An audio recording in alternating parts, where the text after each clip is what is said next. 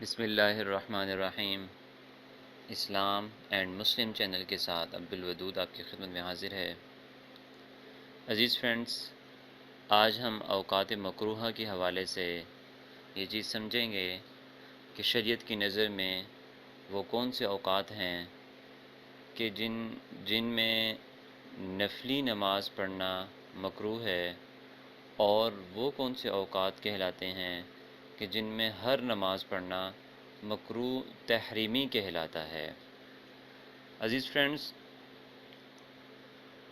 وہ اوقات کہ جن میں نماز پڑھنا مکروہ تحریمی کہلاتا ہے، یعنی حرام کے درجے میں ہے، یعنی شریعت کہتی ہے کہ ایسے اوقات میں نماز پڑھنا بالکل ہی ممنوع ہے۔ کوئی بھی نماز، خواہ وہ نفلی نماز ہو، خواہ وہ قضا نماز ہو، خواہ وہ ادا نماز ہو، آپ ان اوقات میں نماز ادا نہیں کر سکتے۔ اور شریعت یہ بتلاتی ہے کہ یہ 3 اوقات ہیں۔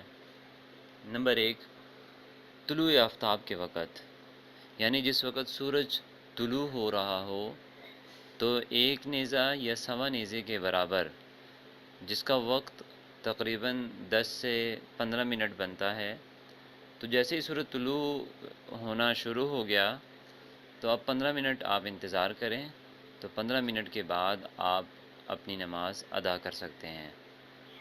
خواہ وہ نماز آپ کی قضا تھی یا وہ آپ نوافل پڑھ رہے ہیں یا کوئی بھی نماز ہے، آپ طلوع آفتاب کے تقریباً 15 منٹ بعد آپ نماز کو ادا کر سکتے ہیں، لیکن عین طلوع آفتاب کے وقت آپ نماز ادا نہیں کر سکتے۔ دوسرا وقت استوائے شمس، یعنی جس وقت سورج بالکل آسمان کے درمیان میں ہو۔ یہ کیسے پتہ لگے گا کہ سورج اب آسمان کے درمیان میں ہے؟ تو اس کی بہت ہی آسان اس کا طریقہ یہ ہے کہ آپ طلوع آفتاب کا وقت اور غروب آفتاب کا وقت نوٹ کر لیں۔ جو وقت طلوع آفتاب کا ہے اور جو غروب آفتاب کا وقت ہے، اس پورے وقت کا جو درمیانی وقت کہلائے گا وہ استوائے شمس ہوگا۔ تو استوائے شمس، ایک ہے زوال اور ایک ہے استوائے شمس، یہ دونوں الگ الگ کیٹیگری ہیں۔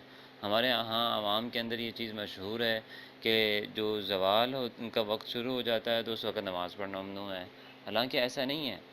اس زوال کے وقت تو نماز پڑھنا جائز ہوتا ہے، استوائے شمس کے وقت نماز پڑھنا ممنوع ہے، کیونکہ جس وقت استوائے شمس، اور یہ استوائے شمس کا وقت تقریباً 5 منٹ، 7 منٹ، زیادہ سے زیادہ 10 منٹ کہلائے گا۔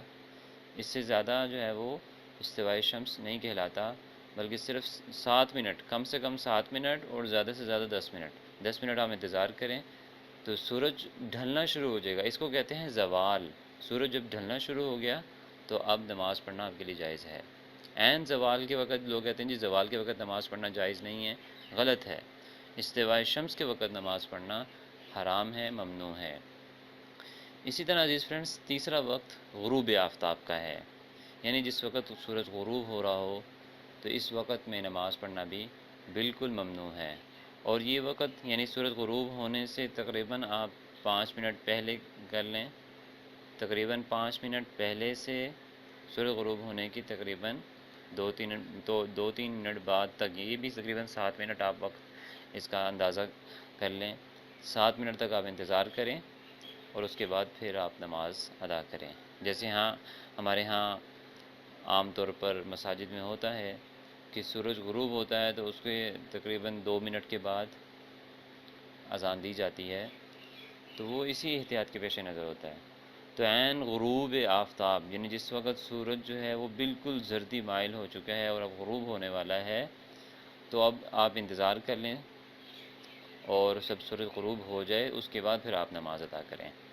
یہ وہ 3 اوقات ہیں کہ جن میں ہر نماز پڑھنا، جن میں ہر نماز، خواہ نفلی ہے، خواہ فرض ہے، خواہ قضا ہے، کوئی بھی نماز آپ ان اوقات میں ادا نہیں کر سکتے۔ عزیز فرینڈز، اب دوسرے مرحلے کی طرف چلتے ہیں۔